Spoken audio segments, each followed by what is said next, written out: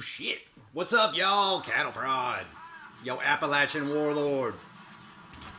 Back again. Gonna...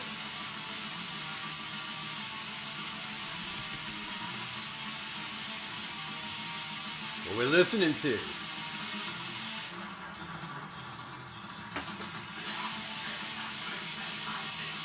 Good old Marduk. Panzer Division Marduk. Why not? We start up at the top. Just gonna play it from the top. It was next in the rotation. Thought I'd play it.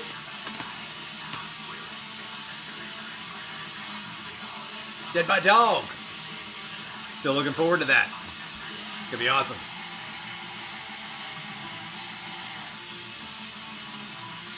Dude, check out my Raptor. Look at that. That's like an illegal model now because he's got a power axe. Fuck 10th edition. I haven't played any of it.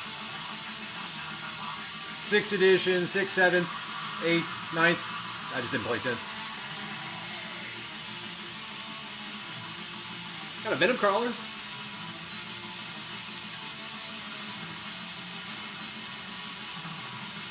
Oh yeah. Yep.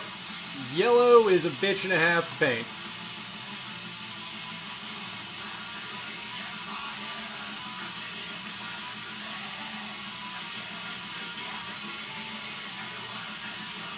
If you want to get good at painting, y'all, it just takes a lot of practice. A lot of practice. I don't know, I was going to give painting advice, but I can't think of anything. Oh, the color wheel. No, the damn color wheel. Complementary colors, contrasting colors. Contrast. Do a lot of contrasting. But if you look, the contrast in that is yellow with that little bit of green. Where is it? Yeah, you can see some green up in there. See that? There's your contrast. And then the complementary colors are obviously those flesh tones. Look at that, man. I even painted his teeth and his tongue. That's fucking what's up, dude. Yeah, if you want to get good at painting, just takes a lot of practice. A lot of practice. Ooh. We were gonna finish those comments. Just making sure nothing back here changed. Scars. That was a good book. I like the White Scars. Mongolian steppe raiders and stuff like that. It's not the best book, but it's good. If you like the Horus Heresy, Scars is a good one.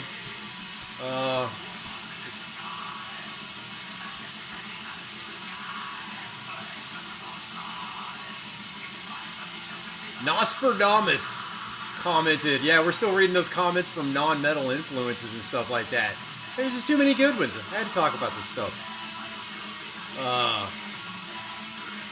He had some pretty good suggestions about what mundane task, what metal band goes with it. That's good stuff. And he knows who Killdozer is. Nostradamus knows what's up. He had some non-metal bands that are in the basically punk rock. I didn't know some of these bands. No Means No. That was from Canada. No Means No, one word. That was, you know, of all the things that people suggest to me, they're like, oh, I listen to this band, and it fucking sucks, and you're like, why do you listen to that? But then No Means No is like, okay, it's not me, but I get it. Like, I would rather you listen to that than a ton of other shit people tell you about. So, Sleepy Time Gorilla Museum. Yeah, if y'all hadn't heard Sleepy Time Gorilla Museum, go check that one out. That's a real treat. Non-metal band, and they invent instruments out of garbage. Yeah, I think one of them, like that manhole cover, was like the ride cymbal. Weird shit like that. So like the percussion is like built out of stuff.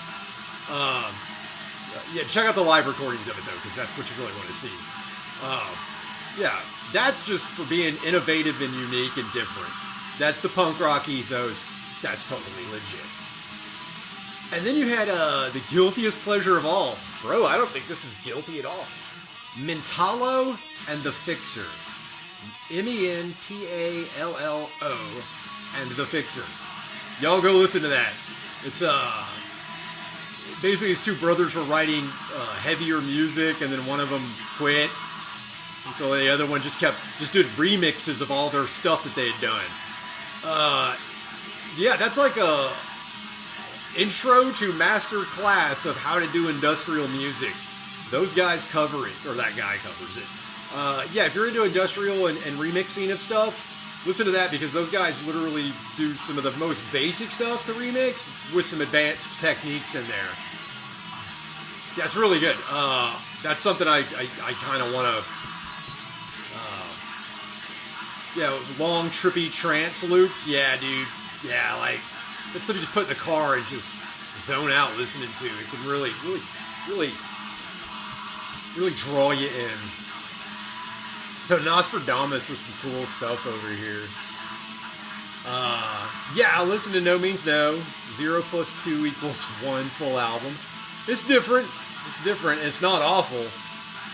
There's a lot of shit out there that's fucking awful. Oh, Mentalo and the Fixer. I listened to Revelation 23. It's a 1993 album. All this is available on YouTube. Y'all go out there and check it out. Mentalo and the Fixer, Revelation 23. That was just...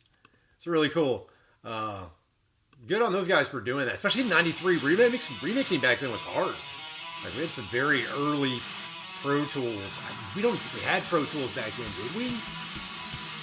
Yeah, we must have had a very early version of it. I know I messed with Pro Tools 6, and that was like 99, 2000, something like that. Maybe 2001, we had Pro Tools 6. That's what a lot of those bands recorded their albums with.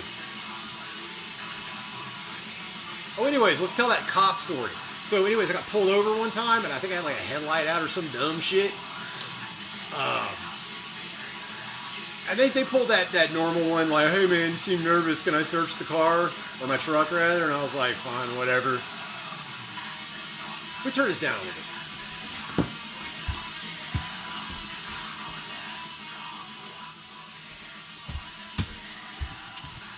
Man, Marduk is awesome and in your face, but sometimes you're like, actually, I need to talk over that. So, we're listening to Panzer Division Marduk. Listen to that. So anyways, cop pulls me over, man. He has me out of the vehicle and shit like that. He's like, oh, I'll call the dogs or whatever, you know, that whole dog and pony show. So he's pulled me out. I'm with another cop standing behind my vehicle, in between their vehicle and mine. And I'm just standing with this other cop, and I'm just standing there. So this cop goes through my shit, goes through the entire truck, comes back with like an itemized list of what was in my truck, which there wasn't much in it. But previous to being pulled over, I had stayed with some friends, and I had a change of clothes in the truck, but I didn't have a bag to carry them in, so I kind of just folded them up, just stashed them, and I had left them in there, and I didn't take them out.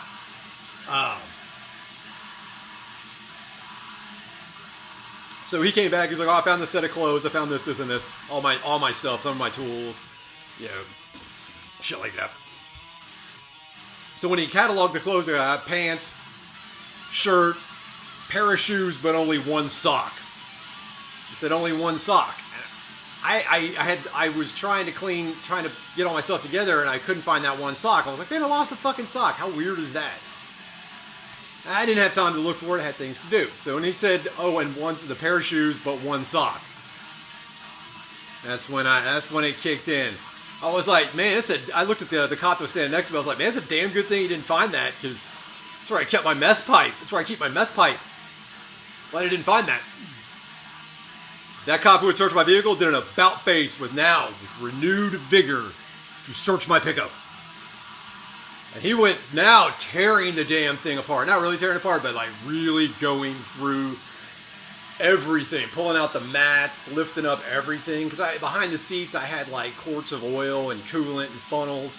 And a couple of tools I needed to work on that truck, and I just kind of kept them back there because I always needed them. And paper towels, because you get greasy when you're working on your fucking truck and shit. Still wipe my hands and check the oil. So he comes back now with a more thorough itemized list, and he's like, hey, I found that sock. There's nothing in it. And I looked dead ass at him, and I was like, there never was. I couldn't find the sock either. Thank you. Now that you've located it, can you take the socks and put one in each shoe so I don't misplace it again? Thanks in advance. And then I turned to the cop next to me and I went, fuck that guy. And started laughing. Just chuckling to myself. And that cop that was next to me was like, he realized he just got played, and I was yanking their chain the whole fucking time, just yanking their chain, just having a good time with him. Telling them all kinds of shit that got him fucking stirred up, like, oh man, it's a good thing I took the gun out. Oh man, it's a good thing I don't have that meth pipe in there, and then watched him tear my truck apart. Oh man, and when they finally realized at one point I had been fucking with them for like almost 45 minutes now. Oh dude, it was brilliant. Now, they had pulled me, I had a couple beers before I'd got in that truck. I had a meeting, had 2 beers and a cigar. And now we were at some fancy cigar bar, and I had a couple beers, we were talking business, and I was like, I had my 2 beers, and that was my limit, and I finished my cigar, we wrapped up our thing, and I headed home, and that's how I got pulled over, because that headlight was out. So they hooked me up on a DUI, they hooked me up on that bitch, and put me in the slammer, in the holding cell. And they were like, hey, oh yeah, before that, they were like, do a field sobriety test. And I'm like, no, I'm not going to. And they were like, you know what happens if you don't? We suspend your license. And I'm like, I'm well aware of what's going on. He was like, man, come on, man. This is a real simple one. We're going to give you a second chance. Can you walk a straight line? And he just kind of showed me the line he wanted me to walk, a little seam in the road, in the sidewalk or whatever. He's like, come on, can you walk a straight line? I was like, I relented and was like, yeah, man, all right, I can walk a straight line. He was like, cool. And I just stood there, staring at him, looked at the other cop. And I was like, are you going to do it? Oh, you asked, could I do it? Well, yes, very able to do that. I can do that. What you probably wanted to know was, would I do it? No, and fuck you. Take me to fucking jail. I'm not doing shit for you. Well, that's when they hooked me up. So I'm in the fucking jail cell. And it wasn't a weekend night. It was like a weeknight, so there wasn't too many people in this holding cell. But there was your usual riff-raffer in there. The occasional guy got caught with drugs. Some gangbanger brought in on charges, and they're just going to sweat him. A couple of people look like they're drunk or just disorderly. So we're just kind of crammed in there, you know. We're not sitting too close to each other. We're not on top of each other, you know. But we're spaced out enough to where we're comfortable. So one of them cops comes back in that cell, and he was like, hey, he says my name. He says, hey, man, this is your last chance. You give us a blood sample with the nurse, or we're going to charge you with the DUI. I was like, bitch, this ain't my last chance. It's your last fucking chance. You want my fucking blood? Bring a fucking mop, because you're about to get a fuck ton of blood. The guy sitting next to me just kind of like scooched away from me. Other people in that holding cell were just like backing away and trying to get themselves into a corner adjacent from me. Because I looked right at that cop. I was like, if you want my blood, bring a fucking bucket and a mop, because you're about to get a bunch of it. That cop shut that fucking door. Yeah, I caught some charges and fucked my shit up for a little while. Well, fuck them. I ain't doing shit they say. Fuck the police, man. When you guys, a little legal advice for y'all, and this is actually legit legal advice. Most of the shit I say is a joke. Don't fucking do the shit I say. Unless you got fucking balls. Unless you're not a bitch. But no, seriously, actual legal advice. If a cop starts talking to you, shut the fuck up. Don't talk to cops. Don't say anything. I get pulled over, not all the time, but when I get pulled over, as soon as they ask a question, I have the right to remain silent. It's like, ID, proof of insurance, there you go. They're like, where's your registration? Fuck you, run my plates. I'm not required to show you that one. Fuck you, run my plates. He just has to go blue, blue, blue, blue, boop, it's valid. You know, fuck them. When cops pull you over, stop talking. If a cop asks you any question, shut the fuck up. Do not talk to cops. They are not your friends. Cops are trained to believe that you're lying. As soon as they talk to you, in their brain, you're lying, you're guilty of something. And they gotta sweat it out of you. Dude, fuck the police, dude. They sit around thinking you're armed, you got drugs, you beat your wife, you're smuggling children. They think those things about every single person they see. It's why a lot of cops have issues and shit like that. They got PTSD like a motherfucker. And motherfuckers like me like stirring that fucking pot and sending them off to their fucking psychologist to get another fucking dose of Xanax or whatever the fuck they take. You know, to calm their bitch asses down. I love fucking seeing cops fucking quit after a few years because the street's too fucking rough. I'm like, motherfucker, I've been on these streets since my fucking, like, teens and shit like that. I'm still rolling. I've had to deal with y'all. Been beat up by y'all, hooked up by y'all, thrown in your fucking jails. I can fucking hang. Yeah, but when you turn that shit on them, dude, and start fucking yanking their chains, those bitches fold, man. Although I did talk to a cop not too long ago, a couple months ago. We'd known each other for years, so there was kind of that mutual respect. I don't fuck with you, you don't fuck with me attitude. And then we kind of just blossomed into, hey, how you doing? And I saw him plain clothes, and I was like, yo, man, what's up, dude? And he was like, hey. Like, well, here you are, plain clothes, just doing your thing, and I'm sitting here waiting on this thing to go on over here. How you doing? He's like, I got 3 more years to retirement. And I'm like, go, dude. Go. Do it. So it was me just kind of extending the olive branch of like, man, I hope you make that retirement. You've definitely fucking earned it. You've been on the streets a while, and I can tell when I knew you 15 years ago, you were a different man. And these streets fucking rocked your fucking world. And he's moved out in the country doing his last few years trying to retire. So with that guy, that one cop, you could tell like he was just doing what it took to get that retirement. And you know, I hope he just kind of does that. Gets off the fucking street. And I just wish a lot of cops would straighten their shit up. You know, stop extorting us, stop robbing us, stop harassing us and hounding us. It's all we've ever asked for, and they never do it. You know, nobody hates the police when they show up to a horrible traffic accident and they're a first responder trying to save lives. Nobody hates them then, you know. You're showing up trying to clear the area for firefighters and paramedics. It's just when you're behind me with them fucking lights and you're like, oh, tail light out. Oh, you can't afford that? Well, here's a fine. You know, I was in a courtroom dealing with an issue that wasn't major. It's a little misdemeanor, infraction, non-violent, non-drug. And I represented myself. They say don't do that, but, you know, I know what I'm doing. I've done this a few times. Don't do this if you have no experience in it. Get some representation before you go to court. But once you see what they do and see how they do it, then you can kind of start fending for yourself. Side note, I actually one time for a charge managed to talk with the prosecution and literally negotiated my punishment. That was really cool. Because the prosecutor just wants that shit off their desk. They want a case closed. They don't care how it gets closed. They just want it closed. So you could usually negotiate if you're in a position of strength and you're respectful.